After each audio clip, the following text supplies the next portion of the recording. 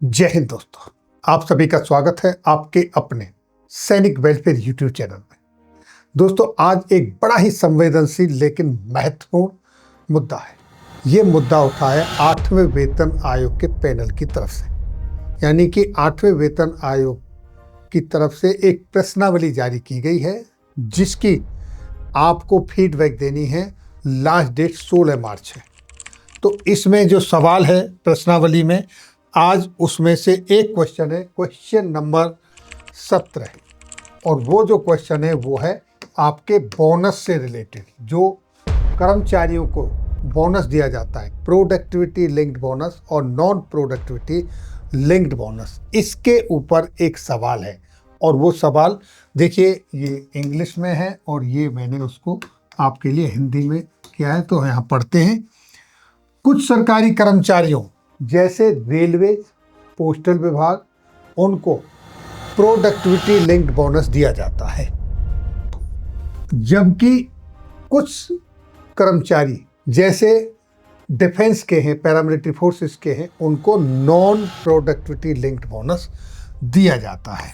यानी कि दो तरीके से बोनस मिलता है, प्रोडक्टिविटी लिंक्ड बोनस और नॉन प्रोडक्टिविटी लिंक्ड बोनस।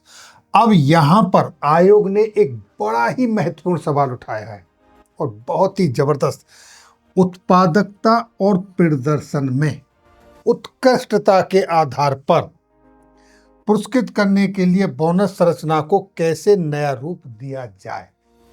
यहाँ देखिए क्या कहा।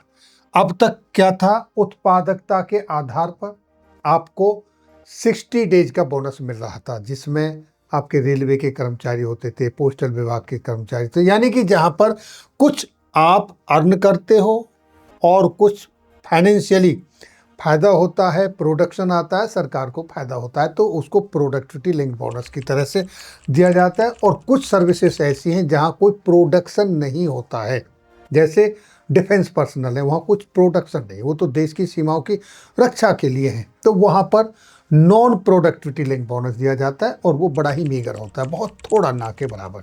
लेकिन प्रोडक्टिविटी लिंक बोनस 60 दिन का दिया जाता है। आप सोचिए, एक डाक विभाग के कर्मचारी ने, रेलवे विभाग के कर्मचारी ने, जो उनको ड्यूटी मिली, उन्होंने अपनी ड्यूटी की, बखूबी ड्यूटी निभाई, प्रोडक्शन हुआ, उत्पादकता हुई, उनको 60 दिन का बोनस मिला, उनको मान सम्मान दिया गया। अब वहीं देखिए, दूसरी तरफ डिफेंस का आदमी है, पैरामिलिट्री फोर्सेस के आदमी है, उन्होंने अपनी ड्यूटी बखूबी निभाई। आपको याद होगा योगेंद्र यादव जी, जो ग्रेनेडियर से कारगिल की लड़ाई में किस तरीके से लड़े, कितनी उनको गोलियां लगी, लेकिन उन्होंने मैदान में डटे रहे और आखिर में विजय हासिल की। तो क्या उनको नॉन प्रोडक्टिविटी के नाम पर इतना मीगर सा, ना के बराबर बोनस मिलना ये सही है? तो मैं अब तक जो ये प्रोडक्टिविटी नॉन प्रोडक्टिविटी बोनस मिल रहा था, मैं इससे थोड़ा सा डिफर करता हूँ, मैं इससे असहमत हूँ।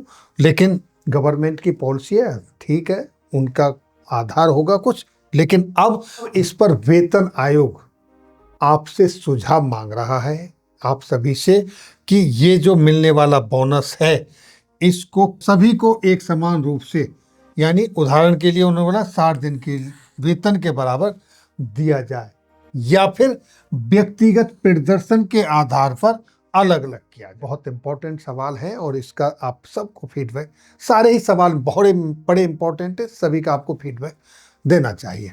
तो दो तरीके का अब तक एग्जिस्टिंग है, जो मैंने आपको यहाँ बता दिया। अब क्वेश्चन खड़ा होता है, क्या बोनस सभी कर्मचारियों को समान रूप से मिलना चाहिए, या बोनस व्यक्तिगत प्रदर्शन, उत्पादकता और कार्य की गुणवत्ता के आधार पर अलग अलग किया जाना चाहिए?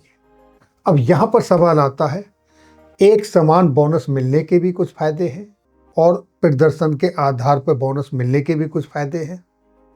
तो इनके दोनों के फायदे क्या हैं, पहले उस पर एक नज़र डालते हैं। अगर समान बोनस प्रणाली को अपनाया जाए तो उससे क्या फायदा होगा। सबसे पहले, प्रशासनिक प्रक्रिया सरल रहती है, कोई झंझट नहीं, एक साथ सबको एक समान बोनस मिल गया। टीम भावना बनी रहती है।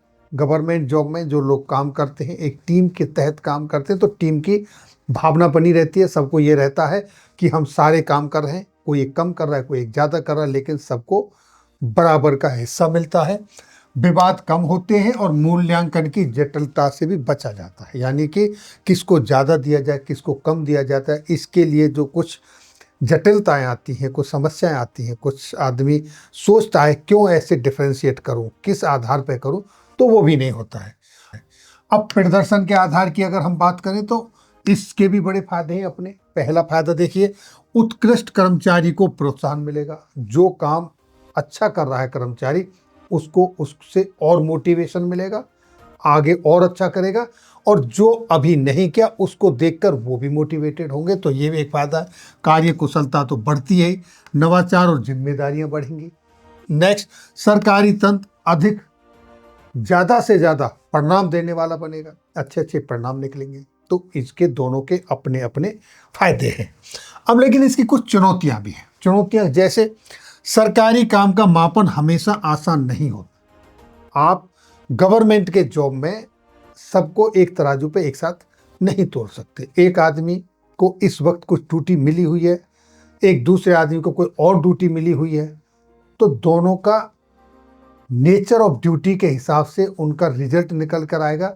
लेकिन इसका मतलब ये नहीं है कि एक का रिजल्ट अच्छा आया है, वहाँ पर कुछ अलग ड्यूटी मिली हुई है। जैसे मान लीजिए एक स्पोर्ट्स में है तो वो तो खेल के लिए है, अब वहाँ उसका इंडिविजुअल का भी है, वो देश का नाम रोशन करने के लिए जी जान लगा देता है और मेडल जीत लाता है। वहीं दूसरे एक उसके भाई को गेट पे आरपी की ड्यूटी मिली है, तो वो भी तो अपनी ड्यूटी बखूबी निभा रहा है। तो यहाँ थोड़ा सा बड़ा मुश्किल होता है सरकारी कर्मचारी का माप करने का जो वह तरीका है, आसान नहीं होता। पक्षपात या भ्रष्टाचार का भी जोखिम रहता है। ये थोड़ा रहता है कि पार्शियलिटी भी हो सकती है। आंतरिक प्रतिस्पर्धा टीम वर्क को प्रभावित कर सकती है इस तरीके से। लेकिन इसके लिए एक बहुत ही समाधान अच्छा निकाला जा सकता है, और वो समाधान क्या हो सकता है? देखिए, एक हाइब्रिड मॉडल को अपनाया जा सकता है। यानी कि जितने भी कर्मचारी हैं सबको पहले न्यूनतम बोनस मिलना चाहिए। न्यूनतम सबके लिए एक समान बोनस होना चाहिए, और जो उत्कृष्ट काम कर रहा है, जो अच्छी उत्पादकता ला रहा है, उनको रिकॉग्नाइज करके उनको एडिशनल बोनस दिया जा सकता है। तो हाइब्रिड मोड में जा सकते हैं। आपने देखा होगा कोविड के बाद किस तरीके से कंपनियां हाइब्रिड मोड में काम कर रही हैं। बच्चों को वर्क फ्रॉम होम दे रही हैं प्राइवेट कंपनियां। क्यों? वो वहाँ से भी ज़्यादा उनसे आउटकम ले रही हैं। उनको अपनी बिजली खर्च नहीं करनी पड़ रही, उनको अपना डेटा खर्च करने नहीं पड़ रहा, उनको अपने ऑफिस स्पेस के लिए चार्जेस नहीं देने पड़ रहे, ऑफिसों का साइज उन्होंने घटा लिया है, और बच्चों को भी जो एम्प्लॉय हैं जो जॉब कर रहे हैं उनको भी ट्रैवल नहीं करना पड़ रहा, उनको भी। तो इस तरीके से हाइब्रिड मोड में भी जा सकते हैं। लेकिन वहाँ पर सबसे इम्पॉर्टेंट है ट्रांसपेरेंसी होना, डिजिटलाइजेशन होना। वहाँ पर ये बड़ा इम्पॉर्टेंट है। जब आप आकलन करें तो ये पैमाने जरूर अपनाए जाए।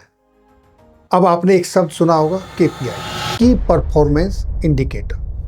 हम इसको डिजिटली फॉर्म में मैनेज कर सकते हैं।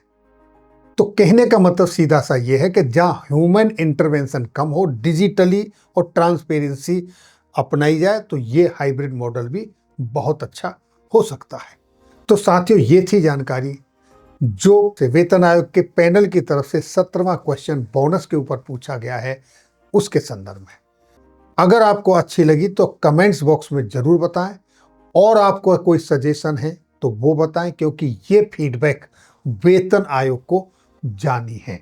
इसके आधार पर फिर आपका हो सकता है बोनस आगे चल के 8वें वेतन आयोग में जो प्रोडक्टिविटी और नॉन प्रोडक्टिविटी के रूप में मिल रहा है, ये एक समान मिले, या फिर इसमें हाइब्रिड वाला मॉडल भी आ सकता है।